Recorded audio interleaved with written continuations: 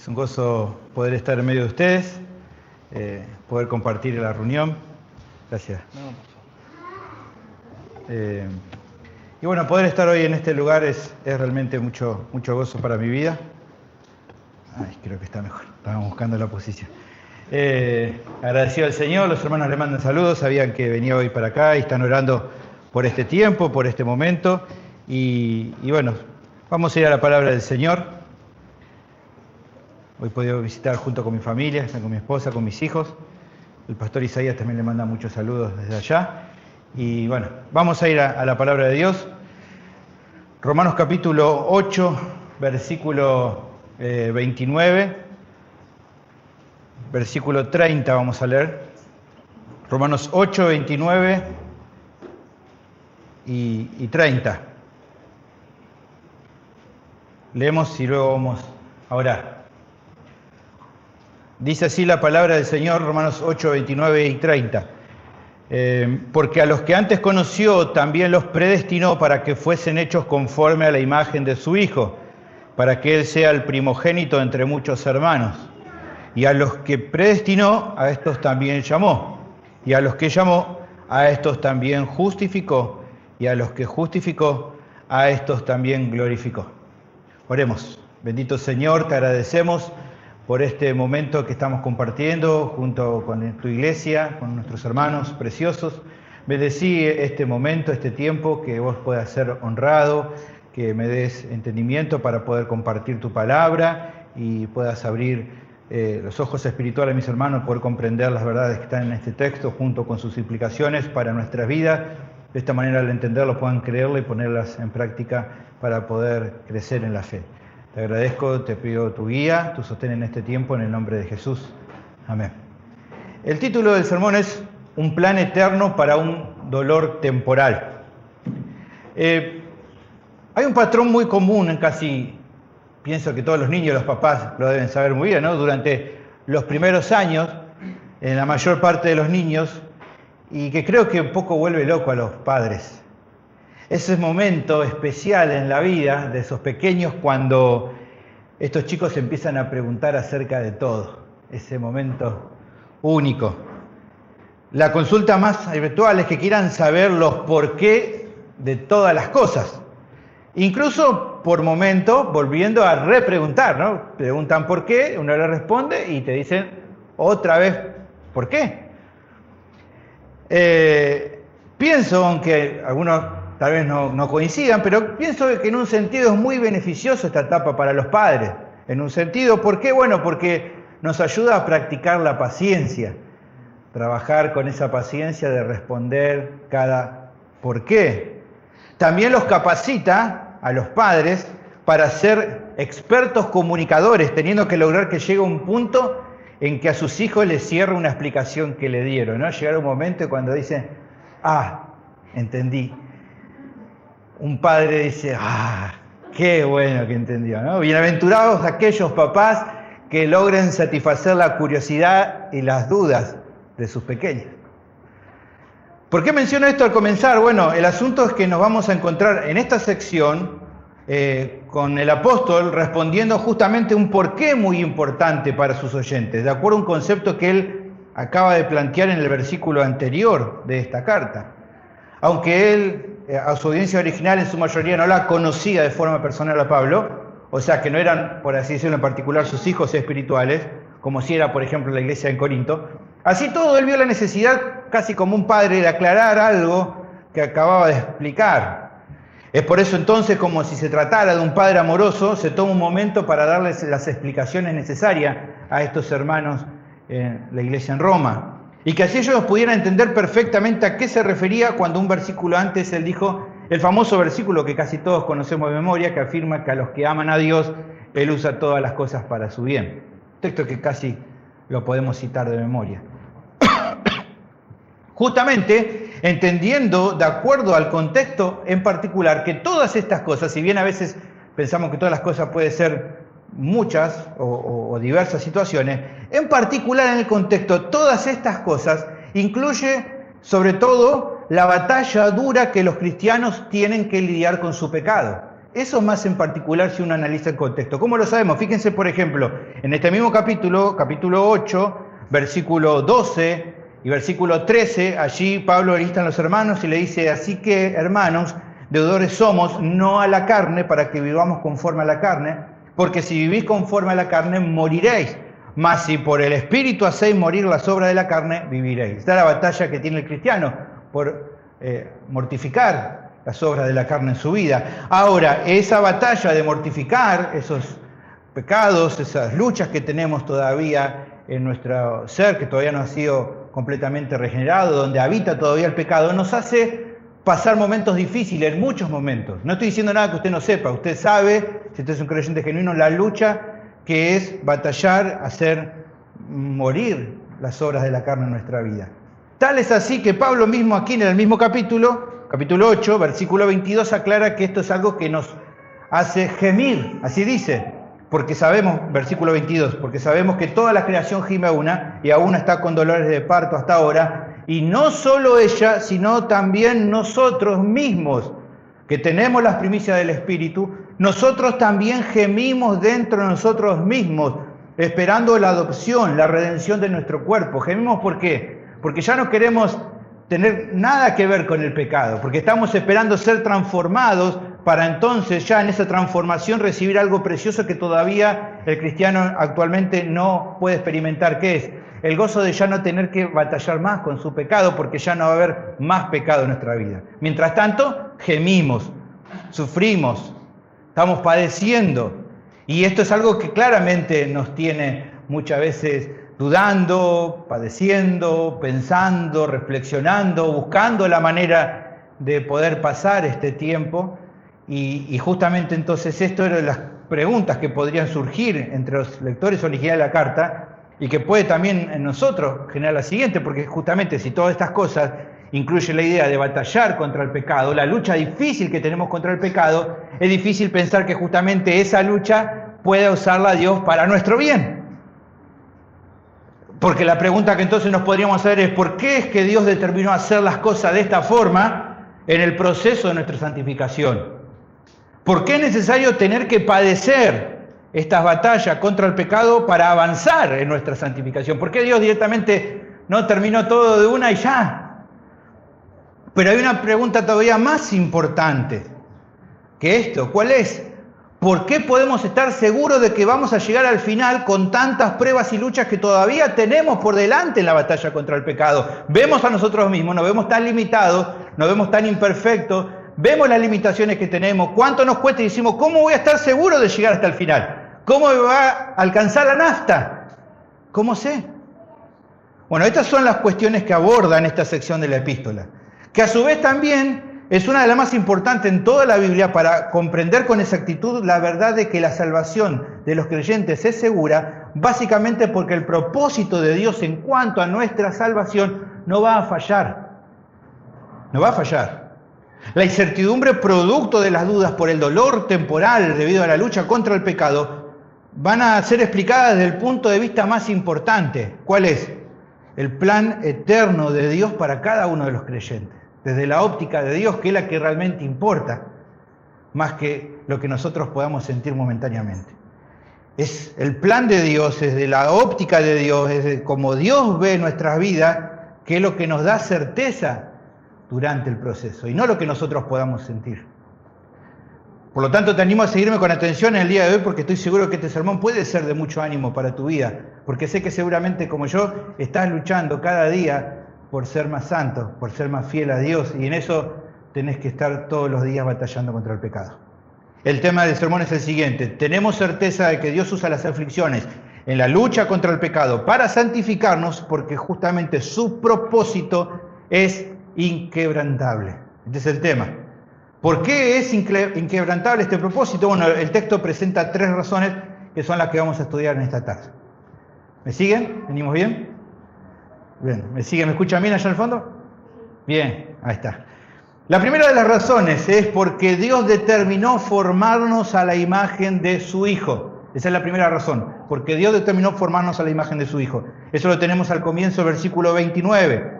Como mencionaba en la introducción, el pasaje de hoy se relaciona mucho con el anterior, con el versículo anterior. Dice, porque a los que antes conoció, también los predestinó para que fuesen hechos conforme a la imagen de su Hijo. Con la primera palabra, unido a todo lo que dice después, vamos viendo cómo se conectan. Aquí tenemos este porque mencionado, que se usa en este caso para transmitir la idea de una razón o motivo que clarifica algo que se dijo antes. Lo que podemos preguntarnos en este caso sería, ¿y acerca de qué el apóstol venía enseñando? Y que busca aclarar en esta sección. Recién yo te adelanté algo. La enseñanza trata respecto a que los creyentes pueden estar seguros de que Dios usa sus aflicciones como algo bueno para su santificación. Dijimos nuevamente Romanos 8:28, y sabemos que a los que aman a Dios todas las cosas les ayudan a bien, esto es, a los que conforme a su propósito son llamados. En ese pasaje él da dos razones de por qué pueden estar seguros de eso. La primera es que las aflicciones en la vida del creyente son un medio que Dios usa para su propio bien espiritual. O sea que Él toma incluso las aflicciones producto de tu batalla contra el pecado, lo que Pablo denominó, como dije, todas las cosas, y en su bondad lo usa para bien, tanto en el presente como en el futuro. La segunda razón es que incluso esta clase de aflicciones son un medio por el que Dios obra de acuerdo a su propósito, decía el versículo 28. Ahora, es considerando este último y pensando en cómo arranca nuestra porción, que es como que él estuviera diciendo algo así. Miren, escuchen. Hermanos, ustedes pueden saber que en los creyentes verdaderos, Dios usa sus quebrantos y aflicciones, y en particular las que tienen que ver con su lucha contra el pecado para su bien espiritual. ¿Por qué? Bueno, porque esto es lo que hace con los que conforme a su propósito fueron llamados para salvación. Ahora bien, ustedes se preguntan ¿por qué esto es así? Bueno, aquí es que voy a comentarles el por qué, que es cómo empieza ahora nuestro texto. Acá él va a dar la razón de por qué esto es así. Con esto en mente, entonces repasemos lo que decía el texto. Porque, dice, a los que antes conoció, también los predestinó para que fuesen hechos conforme a la imagen de su Hijo. ¿Qué significa esto? Consideremos algunas de las palabras más importantes para así comprender bien la enseñanza del apóstol. Aquí tenemos mucha teología de la salvación, vamos a hacerlo resumido por razones de tiempo. Lo primero que podemos ver a quiénes se está refiriendo cuando menciona a los que, ahí en su texto, a los que. Es claro, mirando el contexto, que está apuntando a los que aman a Dios, que serían los mismos a los que también se refirió, que son a los que conforme a su propósito han sido llamados. Siendo claro, está hablando de todos los creyentes genuinos. Es a ellos que está hablando cuando habla de los que. Solo ellos pueden amar a Dios de verdad porque son los únicos que son guiados por el Espíritu Santo para poder andar de esa manera. Él ya lo ha aclarado en capítulo 8, versículo 14, porque todos los que son guiados por el Espíritu de Dios, estos son hijos de Dios. Solo ellos. Además, otro elemento que nos permite confirmar esto, de acuerdo a la misma epístola, son que los mismos que han sido llamados por Dios desde la condenación en la que estaban, son los que Él llamó para esta gracia, dice Él en capítulo 5, versículo 2, en la cual estamos firmes. Lo segundo que se dice también entonces es en relación a todos los creyentes, acá el pasaje dice que ellos fueron antes conocidos por Dios. Acá hay un tema importante. ¿Qué significa esto de antes conocer? El término que se utiliza en el griego es la palabra proginosko. Genera un poco de controversia entre los teólogos de cómo se interpreta. Se presentan diferentes posturas. A veces esta palabra proginosko se usaba para hablar acerca de un conocimiento o de un saber previo de las cosas. Así se lo usa, por ejemplo, en 2 de Pedro 3:17. Allí se utiliza como sabiéndolo de antemano. Entonces, esta es una manera de utilizar esta palabra. Con eso en mente, algunos interpretan que los creyentes que de acuerdo al propósito de Dios fueron llamados, son los que Él sabía de antemano que iban a creer. Y aunque para muchos este planteo puede tener cierta lógica, considero que en verdad no concuerda esa manera de interpretar con la enseñanza bíblica en general, y mucho menos con lo que aquí la carta en particular, en general, está explicando Pablo. Haciendo simplemente un brevísimo repaso de la epístola, podemos notar que el apóstol enseñó que la salvación que Dios ha otorgado es un don de gracia por completo. Allí en capítulo 3, versículo 24, dijo, siendo justificados gratuitamente por su gracia. De hecho, la idea de que el apóstol menciona también que la salvación es por fe, apunta a demostrar que no hay ningún mérito u obra que los pecadores puedan aportar en cooperación a lo que Dios hace. Allí capítulo 4, versículo 16 de Romanos, dice, por tanto es por fe, para que sea por gracia. Tanto es así que directamente, el apóstol declaró que en la obra de justificación el pecador no obra, no hace nada, solo recibe por fe la justicia de Cristo que le es imputada a su favor y con ello recibe el perdón de sus pecados, como menciona en capítulo 4, versículo 4. Pero al que obra no se le cuenta el salario como gracia, sino como deuda, mas al que no obra, sino cree en aquel que justifica al impío, su fe le es contada por justicia. Mirando el resto de la Biblia podemos también ver una declaración importante que mismo Pablo hace, allí en Efesios capítulo 2, versículo 8 y 9, menciona que incluso la fe, incluso todo lo que tenga que ver con nuestra salvación es todo un don de Dios por gracia, no es por obras para que nadie se gloríe, por lo que entonces pienso que esa postura recién mencionada no podría ser considerada como válida, el creer que es un conocimiento de antemano de aquellos que habían de creer. ¿Por qué digo eso? Bueno, porque si alguien afirma que Dios escogió al que iba a creer, debido a que él tenía un conocimiento previo de ese acto, es admitir un valor o mérito en el pecador que está perdido o que estaba perdido. Pero entonces, si hay méritos en el pecador, la gracia ya no es gracia, como Pablo dice allí en Romanos capítulo 11, versículo 6. Ahora, entonces, aclarado esto, creo que cabe mencionar cuál pienso que es la opción que otros eruditos presenten y de la cual yo también tengo la convicción que es la correcta en cuanto al uso de esta palabra, proginosco, y su interpretación. Es cierto que esa palabra en algunos casos en la Biblia se puede traducir como conocimiento previo, pero no es la única manera en la cual puede interpretarse. A veces también se puede referir a un conocimiento previo, electivo y amoroso. ¿A qué me refiero con esto? ¿Por qué es legítima esta opción? Bueno, la palabra conocer, que es el término ginosco en el griego, del cual tenemos luego la forma compuesta, proginosco, que es la que está en nuestro texto, no solo se puede interpretar ginosco como saber algo, sino también en el sentido de una relación en amor íntimo con alguien. Conocer en la Biblia no solo es acerca de saber algo. Hay muchos textos justamente en la Biblia donde se usan de esta manera. Por ejemplo, usted sabe en Amós capítulo 3, versículo 2, la versión de la Septuaginta, o sea, la versión griega del Antiguo Testamento, se dice que Dios solo conoció a los israelitas, y allí se traduce ginosco, a vosotros solamente conocido. ¿Qué quiere decir esto? ¿Que Dios no sabía que había otros pueblos en la tierra? No está diciendo eso. Lo que está diciendo es que con ellos, con los otros pueblos, no tenía la intimidad amorosa que Él escogió tener con el pueblo de Israel. Incluso usted, por ejemplo, en el Nuevo Testamento puede ver que se menciona que José no conoció a María hasta que ella dio a luz. Allí Mateo también usa la palabra ginosco.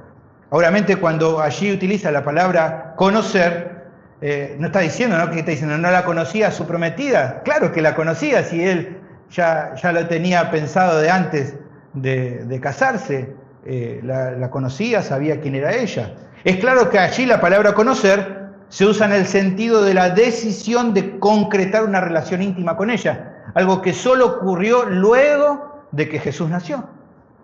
Entonces, conocer no simplemente puede usarse como saber algo, sino también esto de poder decidir tener una relación íntima con alguien, una relación de intimidad.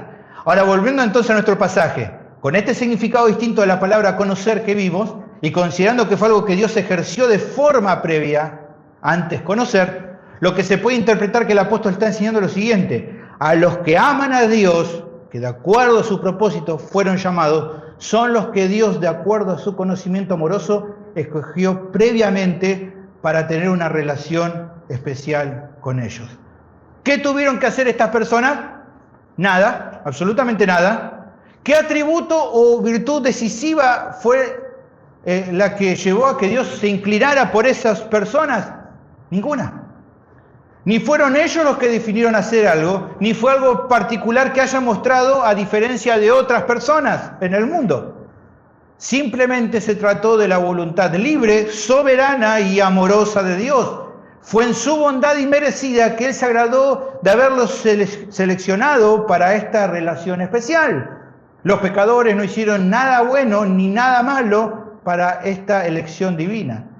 Esto es así porque determina entonces que esta obra es enteramente producto de la gracia de Dios. Completamente un acto de gracia. Es el apóstol Juan el que pienso que en sintonía con este pasaje resume bastante bien esta declaración de Pablo en una sola frase que creo que también todos conocemos, allí en 1 de Juan, capítulo 4, versículo 19. Nosotros le amamos a Él, ¿por qué? Porque Él nos amó primero. Ahora, habiendo aclarado eso, también podemos afirmar lo tercero que aquí se menciona, que es igual de interesante también. Dice, no solo que a los suyos Dios los amó selectivamente de antemano, sino que además, dice el texto, los predestinó. La palabra usada en este caso, proorizo, es la idea de determinar de antemano, fijar un destino de forma previa. Esto también ha generado controversia entre los teólogos. Algunos dicen, si Dios definió en los creyentes de forma previa su destino, ¿acaso no seríamos como títeres en su mano? Bueno, la respuesta que se da a esta idea, que considero que es errada, es absolutamente no. Los seres humanos no somos máquinas o títeres controlados por Dios. Nuestras acciones son libres y por eso las Escrituras en muchas ocasiones aseguran que nuestras decisiones acarrean consecuencias, somos responsables. Pero la información bíblica también es que de una forma que no llegamos a vincular por completo, pero que la palabra armoniza sin que por ello sea contradictorio, Dios obra de una manera en la cual determina lo que va a pasar en tu vida sin que por eso las decisiones que tomes dejen de ser libres. Una cosa no quita la otra. Sos responsable por tus decisiones, pero Dios está obrando, cumpliendo lo que Él determinó para cada uno. Fíjense, por ejemplo, algunos ejemplos para ver esto, que no hay ningún tipo de contradicción y la Biblia lo dice con normalidad. El apóstol Pedro, hablando a la multitud allí luego de Pentecostés, dice a este, hablando de Cristo, entregado por el determinado consejo y anticipado conocimiento de Dios, ustedes prendieron y mataron por manos de inicuos crucificándole. ¿Quiénes eran los responsables? Eran ellos. ¿Pero por qué había ocurrido esto? Por el conocimiento previo de Dios que había determinado que así fuera. Otro texto, Hechos capítulo 13, versículo 48, los gentiles, oyendo esto, se regocijaban y glorificaban la palabra del Señor, y dice, y creyeron todos los que estaban ordenados para vida eterna. ¿Quiénes creyeron? Las personas. ¿Por qué creyeron? Porque así estaba ordenado por Dios que aconteciera, nuevamente. Y fíjense que usted lo ve como un texto normal, no hay ninguna contradicción para la palabra esto. Para nosotros no lo logramos entender, está bien, y puede ser, pero así lo muestra la Biblia y así lo creemos que es. Dicho de otro modo, aunque libremente fuiste vos el que creíste en Jesús y te arrepentiste de tus pecados, fue Él que obró detrás de escena para que eso pudiera acontecer. Nadie debería escandalizarse por esto, porque tiene una razón de ser esto muy evidente. ¿Por qué esto es así? Bueno, una de las razones más claras que la misma carta de los Romanos transmite es que si así no fuera, si el Señor no hubiera obrado a favor nuestro para traernos a la salvación, nosotros jamás hubiéramos podido llegar a Él en arrepentimiento y fe, ni tampoco lo hubiéramos querido hacer. Básicamente porque éramos esclavos de nuestro pecado y por naturaleza odiábamos a Dios. Pablo lo deja claro allí en capítulo 3, versículo 9. Por eso lo decía hace un ratito a Enrique, ¿qué dice? ¿Qué pues somos nosotros mejores que ellos? No, como está escrito, no hay ningún justo. Ni los que viven en San Justo, no hay ninguno. No hay quien entienda, no hay quien busque a Dios. Todos se desviaron, a unas se hicieron inútiles. No hay quien haga lo bueno, no hay ni siquiera uno. Por naturaleza somos rebeldes al llamado de Dios y no queremos volvernos a Dios de verdad. Por lo tanto, aunque es cierto que en un sentido somos libres y responsables de nuestra condena ante la justicia de Dios, eso no quita que en otro sentido la voluntad del ser humano siempre está atada a un amo, ya sea al pecado para la muerte o al Señor para la vida, como Pablo menciona allí en Romanos capítulo 6, versículo 16. Por eso es que en definitiva requerimos la obra soberana y misericordiosa de Dios.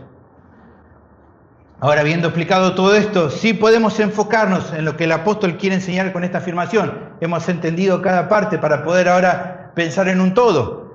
Dice entonces Pablo, repasemos, a los que aman a Dios, a los que conforme a su propósito fueron llamados, son los únicos que Él en su gracia amó selectivamente de forma previa y que también ya les fijó una meta o destino de antemano.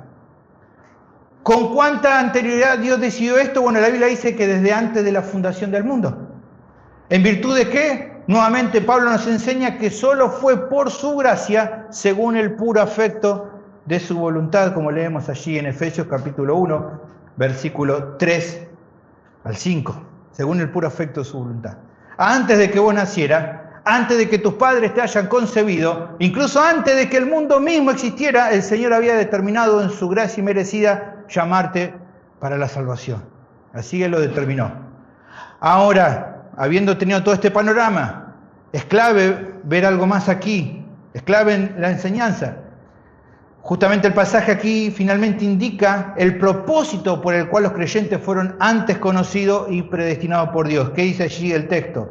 Para que fuésemos hechos conformes a la imagen de su Hijo.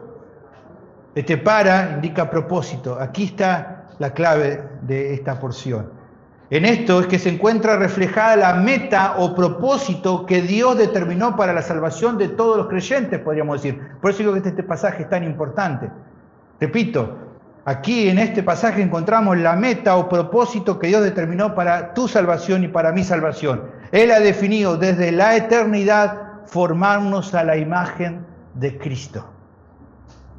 Ese es el propósito central. Ah, no, pero pastor, no era ser feliz en la vida. No era alcanzar mis sueños y mis metas, no. No, me estafaron. No, no te estafaron. Ahí la Biblia dice bien claro, Dios te salvó para hacerte como su Hijo. Ese es el propósito.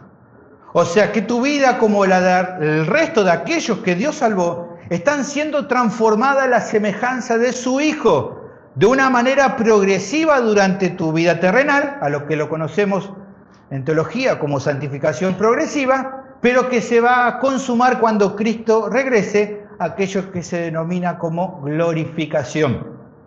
No estamos siendo formados a su imagen en el sentido de que Jesús comparta su divinidad con nosotros, sino en cuanto a ser revestido de su santidad perfecta, en preparación justamente para estar plenamente aptos para disfrutar de una comunión total y eterna con Él en la eternidad, cuando Él regrese. Finalmente, lo que nos queda por considerar es cuál es la relación entre estos conceptos y el tema que digo que el apóstol está tratando aquí. Pues dice, está bien, pastor, me queda claro todo esto, pero ¿cómo todo esto influye en lo que él está explicando? Bueno, creo que hay que pensarlo de este modo. A ver, ayuden y présteme atención. Yo estuve diciendo que la lucha contra el pecado, de acuerdo a lo que Pablo viene explicando, nos hace sufrir, ¿no? Él dijo, gemimos por esto. Ser fiel a Dios no es fácil, ni en aquella época para los romanos, ni para nosotros en este tiempo. En ocasiones sufrimos al definir justamente ser obedientes a Dios.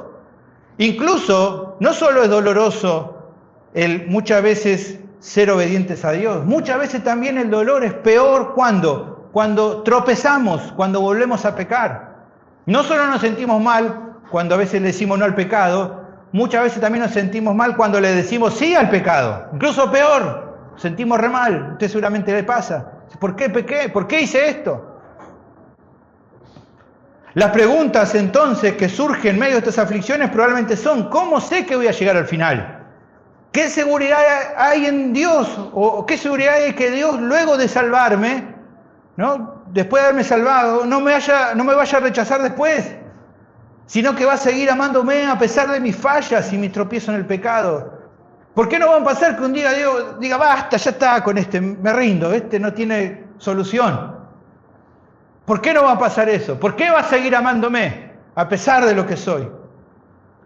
Bueno, acá es donde esta porción cobra mucho sentido.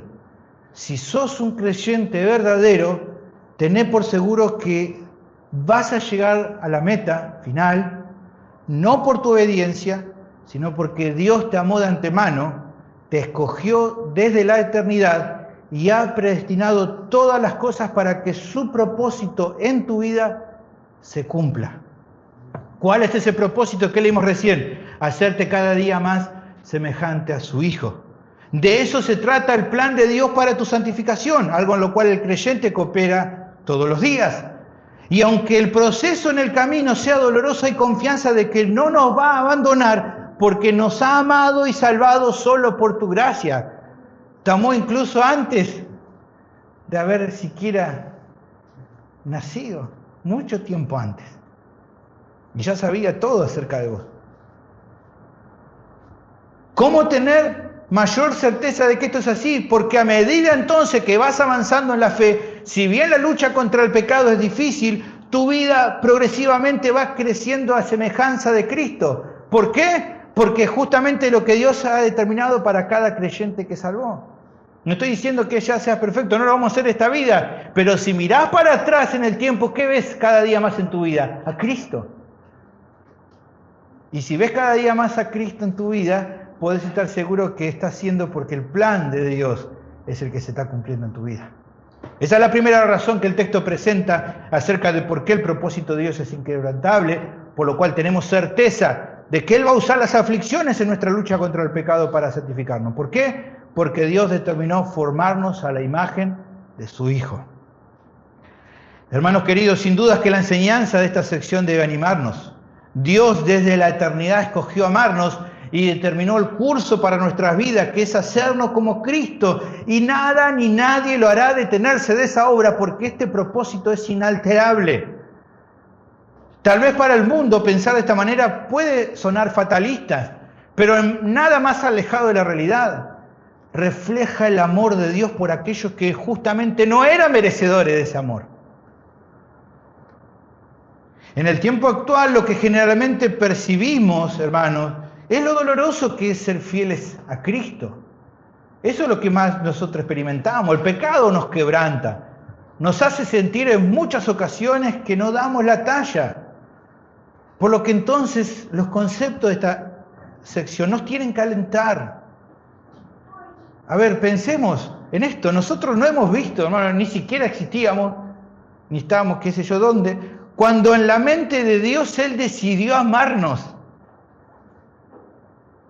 No estuvimos presentes en ese momento, pero en su bondad Él aquí, en su palabra nos cuenta lo que Él ya ha hecho.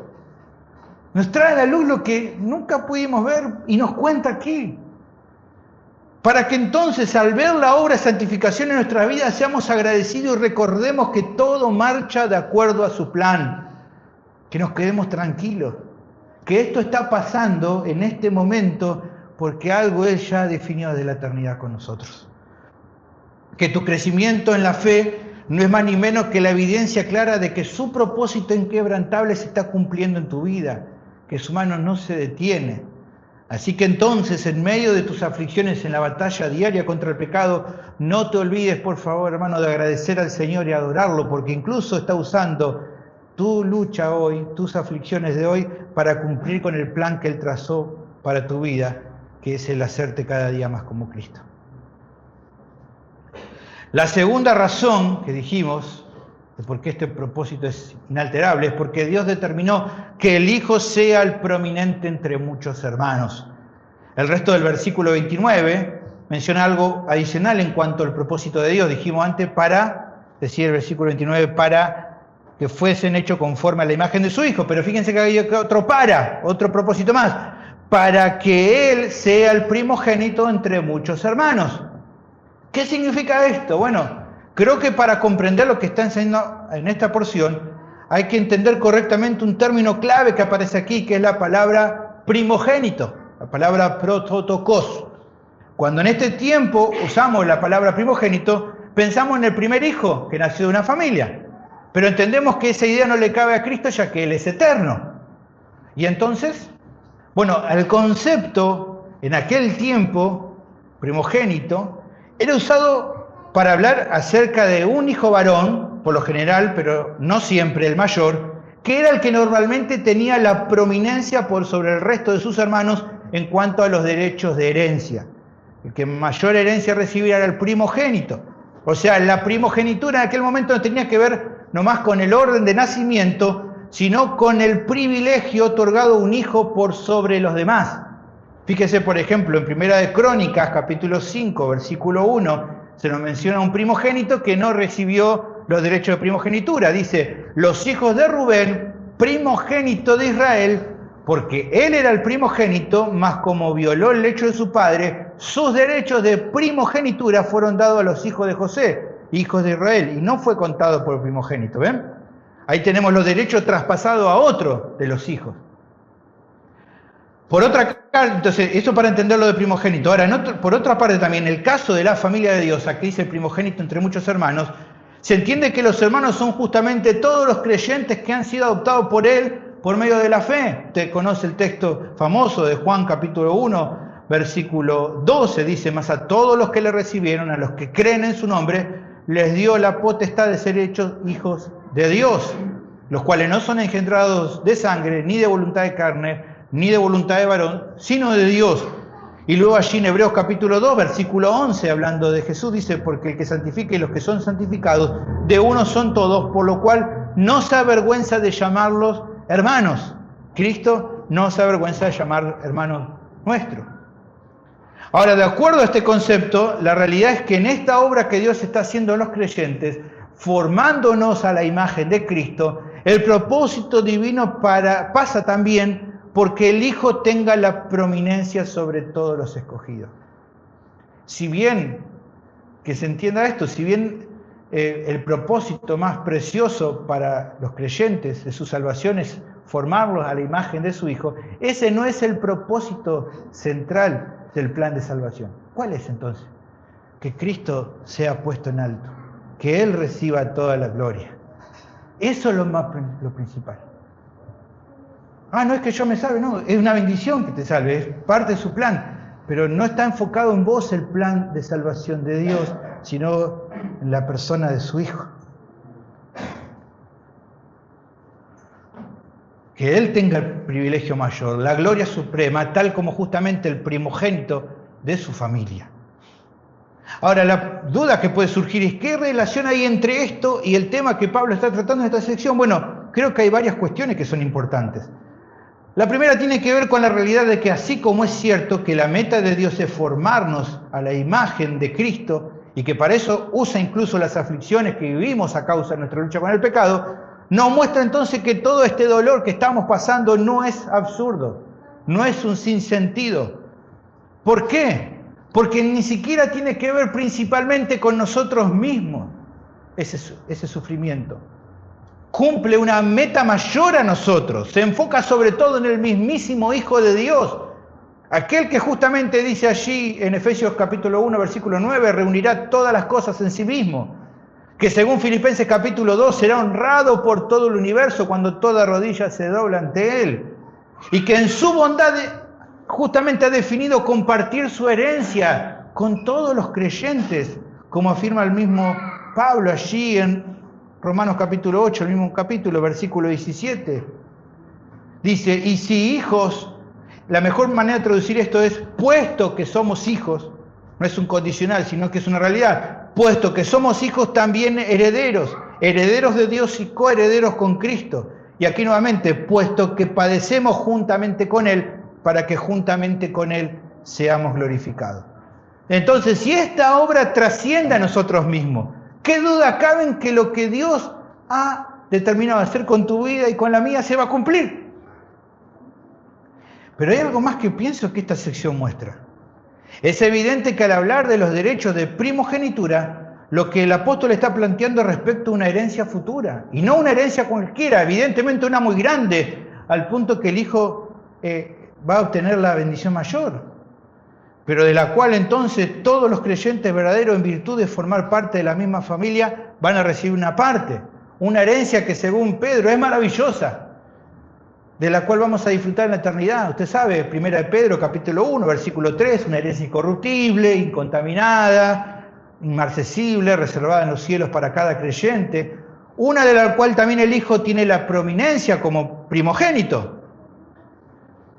Aquí llegamos entonces al punto central. Dios ha determinado que todos los cristianos compartan la herencia con Cristo. Por ende, entonces, si antes de recibir la gloria el Hijo tuvo que padecer, ¿qué va a pasar con nosotros? Nosotros también. Él, como el Hijo eterno, si bien nunca pecó, supo lo que era padecer. Nosotros, ligados a Él en esta herencia, también tenemos que sufrir ahora para reinar después, para recibir nuestra herencia.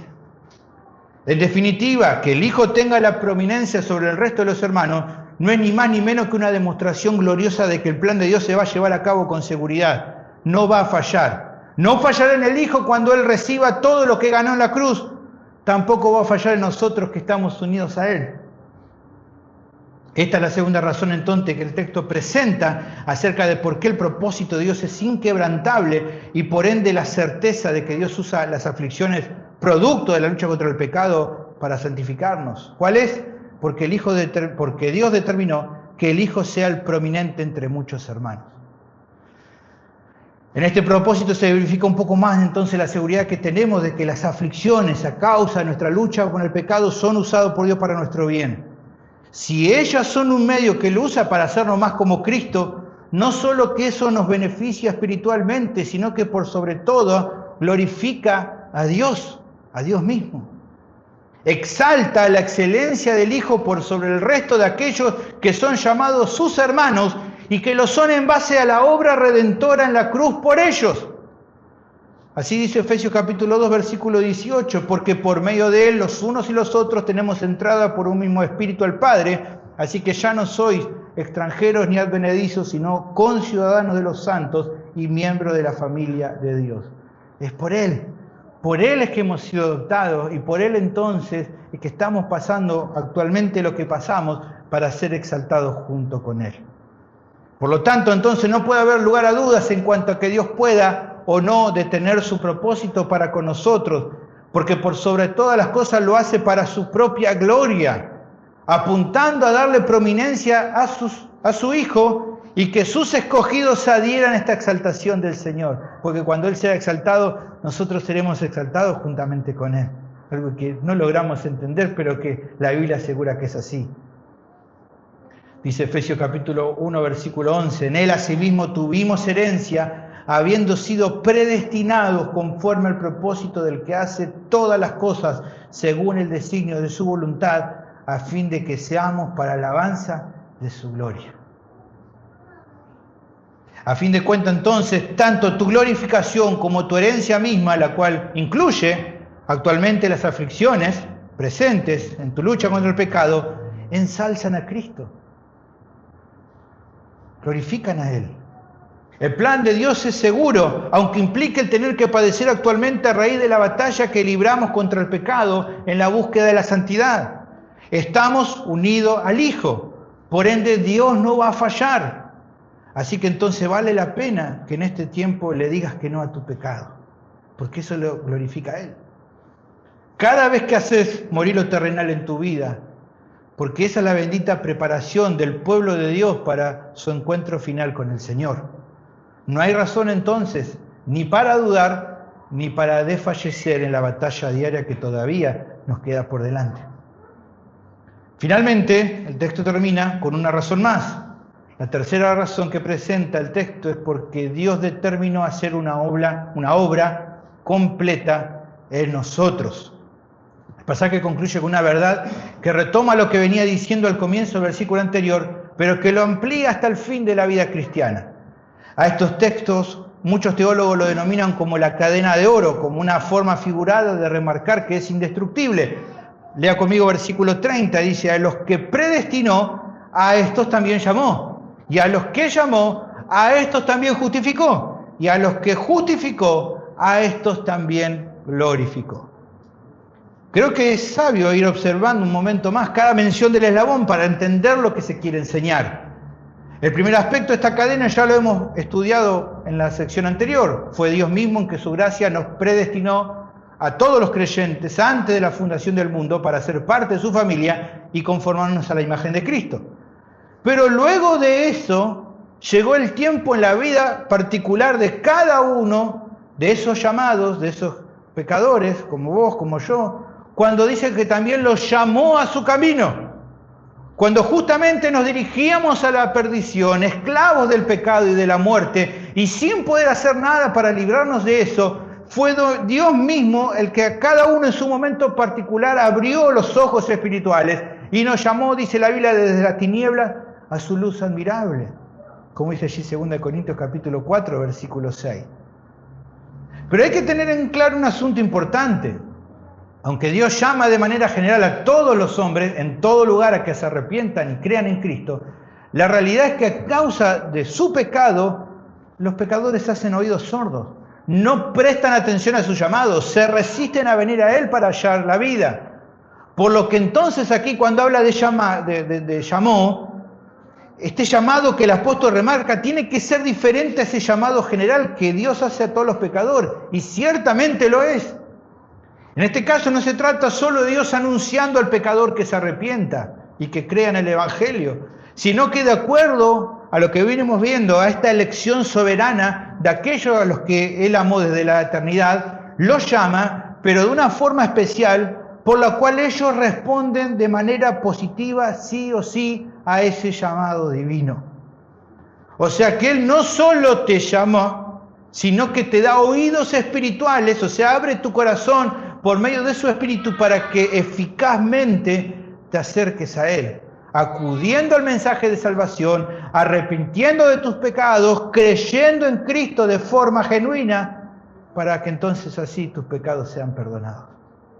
Solo como una ilustración a esta realidad, podemos ver allí el texto de Hechos capítulo 16, dice, y en un día de reposo salimos fuera de la puerta, decía Lucas, junto al río donde solía hacerse la oración, y sentándonos hablamos a las mujeres que se habían reunido. Entonces una mujer llamada Lidia, vendedora de púrpura de la ciudad de Tiatira, que adoraba a Dios, estaba oyendo, y el Señor abrió el corazón de ella para que estuviera atento a lo que Pablo decía, y luego dice cuando fue bautizada y su familia, y allí sigue, ¿no? Ella conoció al Señor porque Dios abrió su corazón.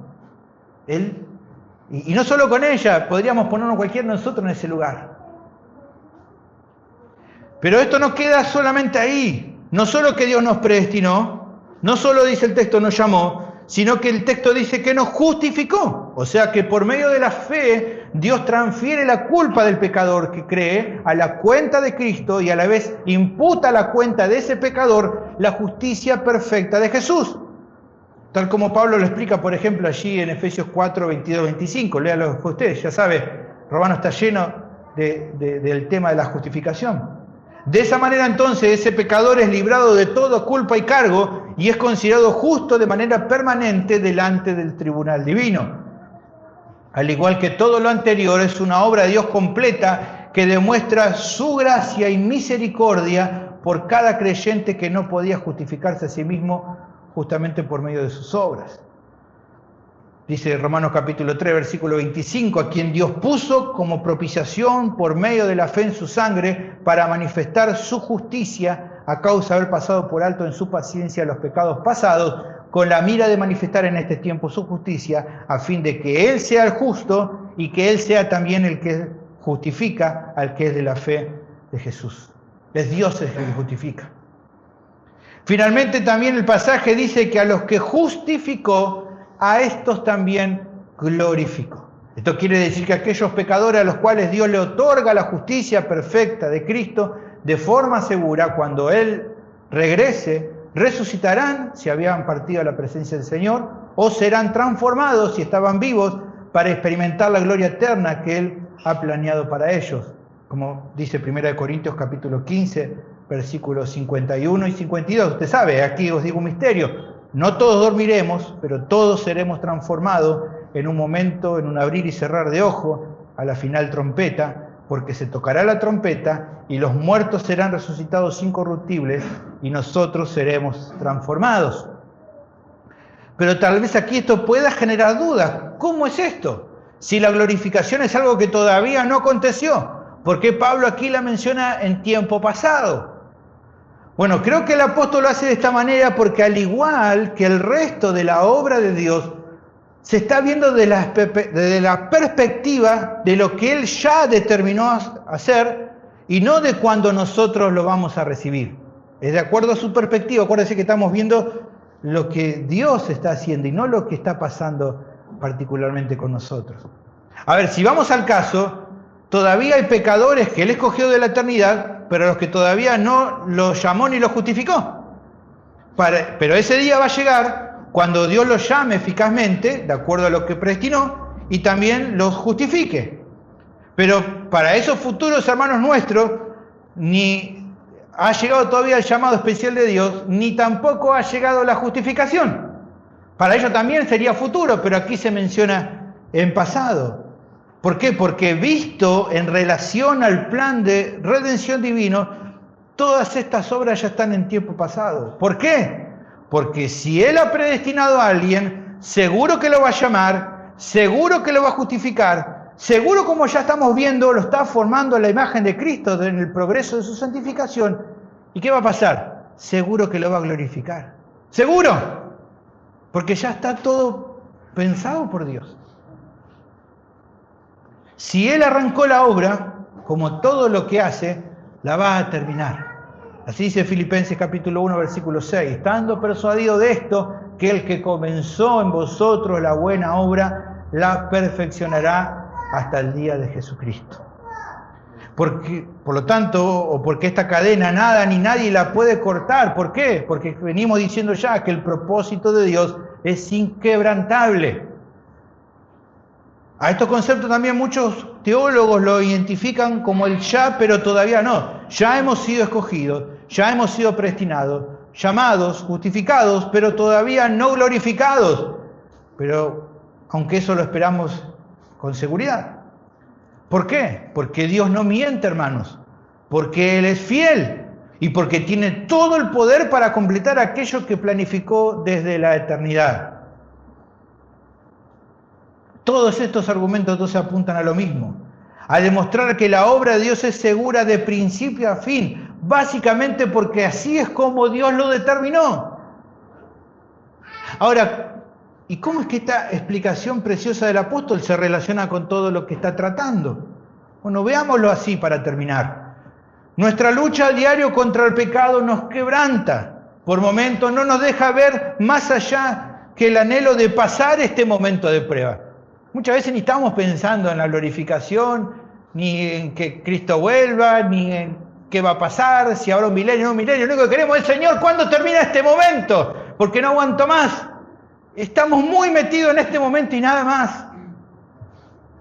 Con cada nueva tentación, el cristiano pareciera que solo pudiera enfocarse en rogar. ¿Hasta cuándo, Señor? Pero este pasaje nos corre un poco el velo del cielo para hacernos ver que en la vida del creyente hay mucho más que su batalla actual contra el pecado. Hay una realidad todavía mucho más importante que esa. ¿Cuál es? Que todo lo que va aconteciendo está dentro de los propósitos divinos. Al punto tal que aunque pareciera que las luchas son todo en la vida, no lo son. Escúchame bien, no lo son. Hay una glorificación que nos aguarda. Cristo mismo vendrá a buscarnos. Y aunque todavía no lleguemos a percibir completamente el plan de Dios, Él nos lo cuenta. Nos adelanta el final de la película. Nos dice cómo va a terminar. ¿Y qué dice de esta película? Que tiene un final feliz para los hijos de Dios. Nos está adelantando el fin de la historia. ¿Para qué? Para que confiemos en Él, para que sigamos adelante y para que recordemos que detrás de toda la batalla actual que estamos viviendo, Él está haciendo una obra en tu vida que no se va a detener. ¿Por qué? Porque su plan, hermano, se va a cumplir. Se va a cumplir. Nadie va a echar a perder su plan. La tercera razón de por qué el propósito de Dios es inquebrantable, lo cual nos da certeza de que Él usa incluso las aflicciones en tu vida, en la lucha contra el pecado, para santificarnos, es porque Dios determinó hacer una obra completa en nosotros. Reflexionando en esta sección, considero que nos interpela, nos lleva a ver lo actual de un modo correcto, dentro de la perspectiva adecuada, recordando que todo lo que sufrimos actualmente por ser fieles al Señor no es ni más ni menos que una preparación para aquello de lo cual Dios ha determinado hacernos partícipe, de una gloria eterna junto al Hijo, que en relación con las aflicciones actuales, mira, no tienen comparación. ¿Cómo sabe Sergio de eso? Miremos nuevamente, capítulo 8, versículo 18, el mismo contexto nos lo dice. ¿Qué dice? Pues tengo por cierto que las aflicciones del tiempo presente, de acuerdo al contexto, ¿cuáles son esas aflicciones del tiempo presente? Las aflicciones que tenemos, nuestra lucha con el pecado. Bueno, ¿qué dice Pablo? Las aflicciones del tiempo presente no son comparables con la gloria venidera que en nosotros ha de manifestarse. Ante esta realidad, entonces, la fidelidad de Dios, la obediencia a su palabra, la perseverancia en su camino no son metas absurdas, como el mundo, como el diablo y como nuestra carne tratan de convencernos que son. No, no lo son. Sino que, hermanos queridos, es la razón de nuestra vida. Por otra parte, pienso que estas verdades no son algo que solo debe animar tu propio corazón. Son un recurso por el cual también puedes animar a otros. Que nuestros hermanos recuerden también, a través de nuestras propias palabras de ánimo, que esta herencia gloriosa junto al Hijo les espera a todos los creyentes por igual que han recibido el perdón de tus pecados y la vida eterna. Decirle, hermano, acordate, porque te va a pasar que te va a decir un hermano, sabes que estoy luchando, hermano, y te entiendo, ya va a pasar. No simplemente le diga eso, decirle, te espera algo mejor. Decirle también, Cristo ya viene pronto. Y ya no vas a tener que experimentar más eso que estás viviendo.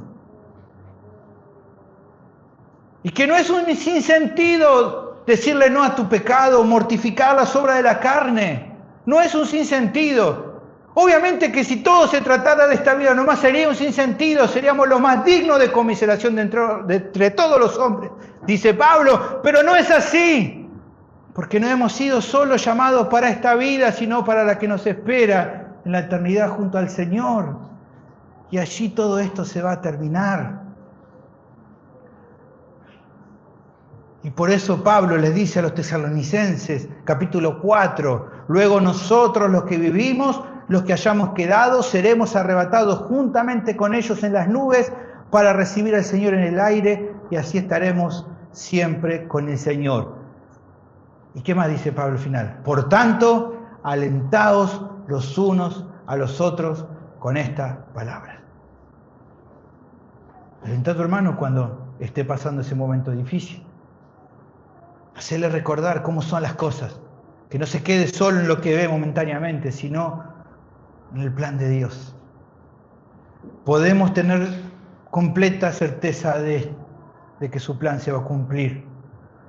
No porque nos aferremos más o menos fuerte a Él, sino porque es Él el que nos mantiene seguros en sus manos amorosas. Como leímos recién hace un ratito y lo podemos repetir, ¿cómo termina este precioso capítulo 8? Por lo cual estoy seguro de que ni la muerte, ni la vida, ni ángeles, ni principados, ni potestades, ni lo presente, ni lo porvenir, ni lo alto, ni lo profundo, ni ninguna otra cosa creada nos podrá separar del amor de Dios que es en Cristo Jesús, Señor nuestro. ¿Escuché a alguien que dijo? Amén. Sí, amén, por supuesto. Amén. Antes de terminar, quisiera hacer una advertencia a aquellos que todavía hoy están sin Cristo y están escuchando en esta mañana.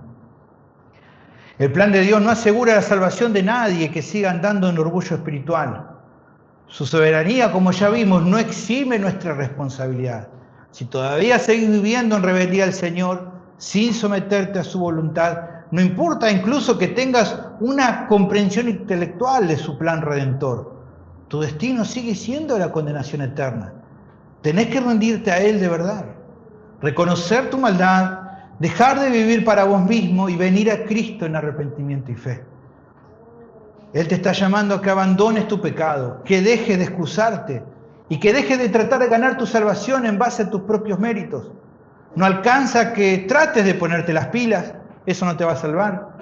Tenés que nacer de nuevo y eso solamente Él, como vimos, lo puede hacer. Por eso es necesario que hoy vengas a Jesús, que lo reconozcas como Señor y Salvador, que clames a Él por misericordia. Su promesa es que todo el que venga a Él no lo va a echar fuera. ¿Qué harás ante esta realidad, querido oyente? Simplemente te digo que vengas hoy a Cristo, que no esperes más. Oremos. Bendito Señor, te agradezco por tu palabra tan preciosa que anima nuestro corazón, que tenemos certeza en que la lucha que tenemos hoy contra el pecado es para nuestro bien, es para el bien nuestro, es para nuestra santificación, porque tu propósito es inquebrantable, Señor. Porque lo que vos planificaste de la eternidad, porque nos estás formando la imagen de tu Hijo, para que Él sea el primogénito entre muchos hermanos, y porque lo que vos comenzaste lo vas a terminar en gloria.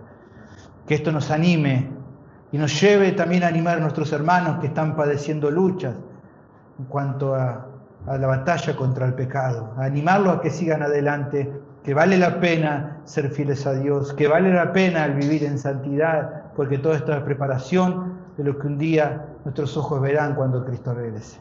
Te doy gracias por tu palabra y te pido que bendigas a cada uno de mis hermanos en este lugar, en Cristo Jesús. Amén. Dios le bendiga.